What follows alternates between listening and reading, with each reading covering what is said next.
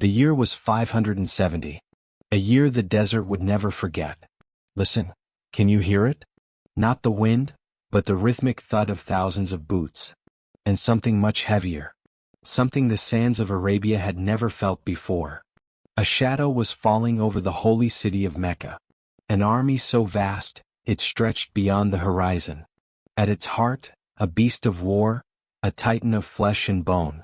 The people of the desert watched from the mountains, their hearts trembling.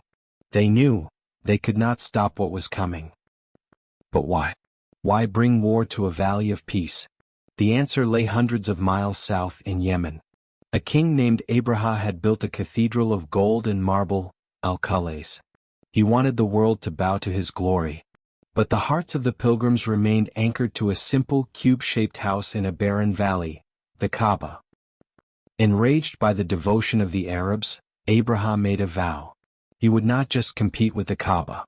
He would erase it from history. With 13 elephants and an army of 60,000, he marched north. His goal? Utter destruction. As they reached the outskirts of Mecca, the leader of the city, Abdul Muttalib, stood before the king. He didn't ask for mercy for the temple. He said, "I am the master of the camels. As for the house, it has a Lord who will defend it." He left the Kaaba to its creator.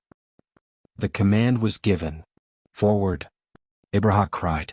But the great elephant, Mahmud, did something no one expected. He knelt.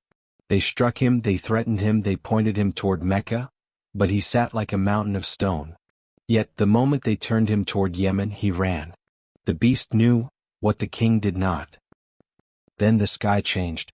It wasn't a storm of rain. It was a storm of wings. From the horizon, a black cloud emerged, thousands upon thousands of birds known as the Ababil.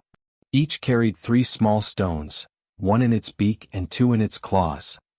These were no ordinary stones. They fell like fire. Like pellets of baked clay, they pierced through armor, flesh, and bone. The mightiest army on earth was reduced to eaten straw in a matter of moments. The pride of man, shattered by the smallest of creatures. Abraha's army vanished. The Kaaba stood silent, untouched. And in that same year, in that very city, a child was born who would change the world forever. Muhammad, PBUH.